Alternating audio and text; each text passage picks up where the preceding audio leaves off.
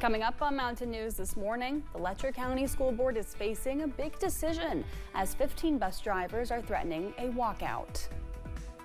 And a ribbon cutting ceremony was hosted to celebrate the grand opening of a new processing building. Dedicated to Eastern and Southern Kentucky, this is WYMT Mountain News this morning. Good morning, Mountain family. I'm Amelia Lee here with you on this Monday, June 30th. It's 6:29 this morning, and also time to check on in with Megan Dusmall. Megan, it is a hot one today, but as you said, it might be getting a little bit less hot. A little bit for one day, but hey, I'll take it. I will take it. We're going to already see those temperatures in the warmer side as we head out the door this morning. Temperatures in the upper 60s and low 70s this afternoon. Very similar to this weekend, upper 80s. Some places that chance for that low 90 degree for Pikeville, Prestonsburg, and Hayden. And then we have chances for scattered showers and storms as we head into the afternoon and evening. Pretty much the exact same forecast we had for Saturday and Sunday, just continued into the next work week. But as Amelia mentioned, we do have that cold front that is swinging through, dropping us to the low to mid 80s for tomorrow's high temperatures. Have that chance for being below average for some out there. Here's a look at that day planner. Again, high temperatures, upper 80s around that 3 o'clock mark. Chances for scattered showers and storms as you head into the afternoon. Amelia. A Kentucky man is facing charges after police say he used a torch to intentionally ignite fires inside a home. The incident happened in Logan County, Kentucky, Thursday evening when sheriff's deputies responded to a house fire. Police say Rodney Belcher used a torch on purpose to start multiple fires inside the home. He was charged with attempted murder and arson, among others.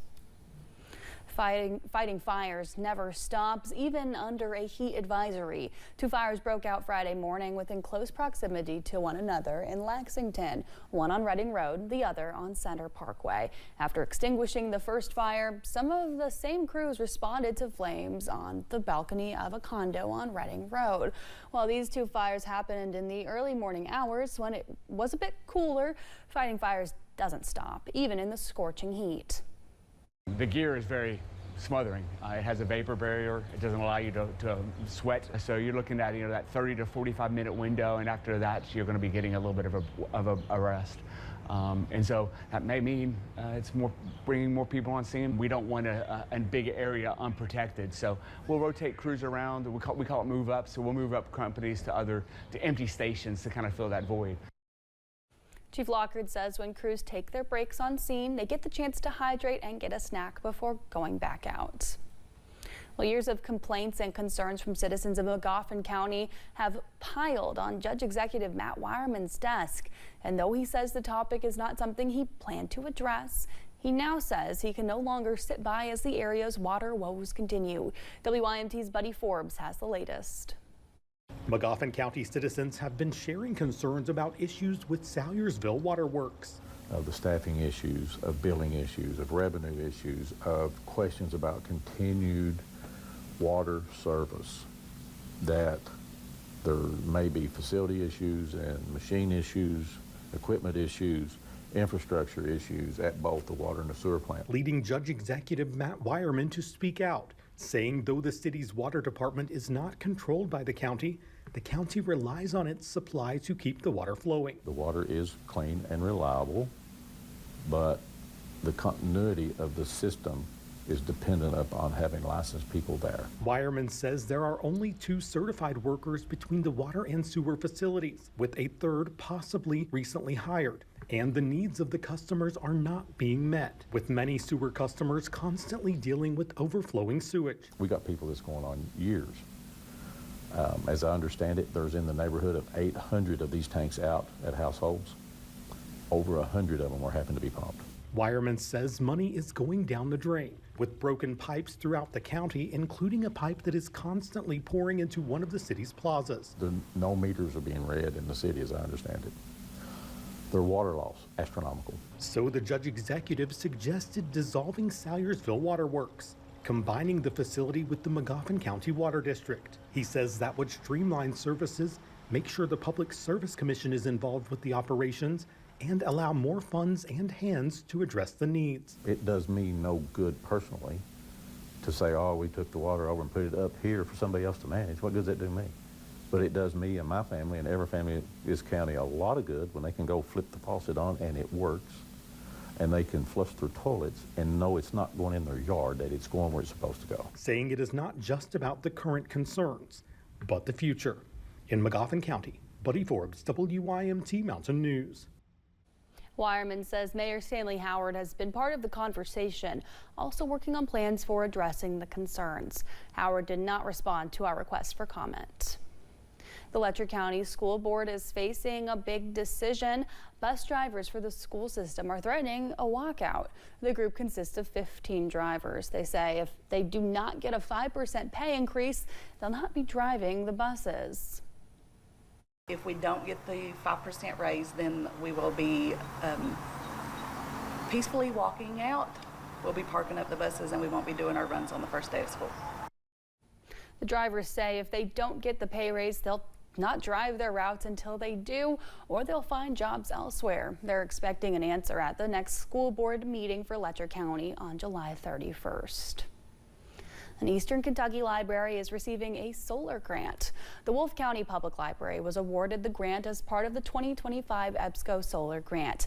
Officials with EBSCO Information Services announced they awarded $300,000 total to 4 institutions around the world. A Somerset man's business is struggling after the EF4 tornado hit his building last month. Jack Anderson's barber shop has been a community favorite for 12 years. His faith, music, and $14 haircuts have built him a loyal following, even drawing customers from hours away. Now, due to damage from the May tornado, Jack is having to leave this location behind. After 12 years in the same spot, he's now preparing to start fresh just down the road. Even this tornado, trying to find a place to go was a little bit, I will say, was a little bit stressful, trying to find a new shop to go to. Anderson says Saturday was their last day at their location, and they hope to open their new one by July 7th at 4502 South Highway 27. Well, the legislature's Disaster Prevention Task Force met Friday morning. Kentucky Management Director Eric Gibson spoke about recent flooding and how his team is keeping the state prepared for severe weather. Gibson says preparation and responses both start at the local level. Gibson says emergency management is helping FEMA go through nearly 12,000 disaster relief claims. He says 190 families that lost their homes in the floods are out of shelters and back in permanent housing. Well, construction is underway on a 3D printed home that's designed to be flood and wind resistant. It's called Floodbuster 1. The home was showcased during an event Friday at the Valley Oak campus of Somerset Community College. Officials say it's designed to be a bold response to challenges faced in Appalachia and beyond. It was developed by the school's additive manufacturing team. The home is designed in such a way to be less expensive and can be built quicker than a traditional home. So in theory, a person could actually print this in under a week and then have the roof put on, the appliances, and those kind of things still take the normal amount of time, but you're looking at a very, very short turnaround for production. Officials say the printing can take place at any time of the day or night, so construction can take place outside of the normal time constraints of a traditional home construction job. Bridge work will start in Johnson County today. Transportation Cabinet officials say bridge deck repairs are being made on Kentucky 1559. The work will result in the area being closed during the day, but will reopen later this evening. The targeted area is for mile 5.47 near the Hilltop Road intersection. A relaunch at the Kanawha County Recycling Center in West Virginia. A ribbon cutting ceremony was hosted Friday morning to celebrate the grand opening of a new processing building. The Slack Street Recycling Center first opened in the 90s. Executive Director of the authority, Nicole Hunter, says this new building is an effort 10 years in the making. She thanked all of those connected to the recycling center for their unwavering support. We really couldn't do anything. We wouldn't be here if it weren't for the residents of the county, the individuals who utilize our program, our facility. We thank them because they're the dedicated individuals. And of course, we couldn't have done it without the funding from the Kanawha County Commission and the Department of Environmental Protection's REAP grant program. Hunter says the facility should be ready for use within the next week. Well, it's almost time for the annual Kentucky Blood Center Summer Blood Drive here at WYMT. It's happening Wednesday, July 2nd from 3 to 7 right outside the station on Black Gold Boulevard. Summer is one of the most challenging times for blood donations, and officials with the Blood Center say this drive could make a major difference for local hospitals, especially with the 4th of July coming up. What we're asking folks in this area is, here's an opportunity to be intentional before the holiday. We're going to be at WYMT for 4 hours. Can you carve out an hour during your day? Maybe it's a quick break at work, or maybe it's after work. Can you stop by, be intentional, give us 45 minutes of your time, a little bit of yourself. It's going to go a long ways.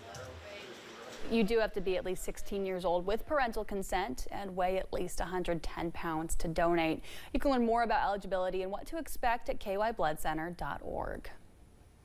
Well, it's been 3 years since the Allen ambush that killed 3 officers and 1 canine in Floyd County. Friday, one of the men who gave his blood for the area was honored as folks gave blood in his memory. William Petrie was a retired trooper who kept serving in different capacities throughout his life. The firefighter, sheriff's deputy, Shriner, father, husband, and friend was also an avid blood donor. So Friday, ahead of the anniversary of the shooting that claimed his life, family, friends, and community members pulled up their sleeves for the 3rd annual William Petrie Memorial Blood Drive. It means the world that we can partner with the Red Cross and do this in memory of Dad, and that people are still remembering him in this way, because he loved to give back to the community, and it's great that the community can come out here and help other people by giving blood today. Friday's blood drive brought in 37 units of blood for the American Red Cross.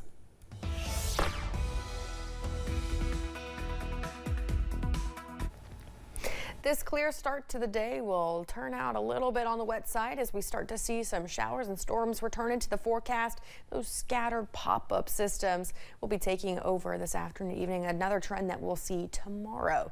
Currently, we're looking at the 60s and 70s. Not a terrible start to your day, but it is going to be a warm afternoon as those temperatures do climb up into the upper 80s. Once again, even having those chances for some low 90s out there for some folks. So let's kind of plan out your day this morning. Again, looking at those 70s with the clear skies. We'll start to head into the afternoon. Could see some scattered showers. Temperatures in the low 80s, but as you're heading into that evening hour, you'll be looking at the mid 80s with mostly cloudy skies because those chances of scattered showers and storms will be higher. Amelia.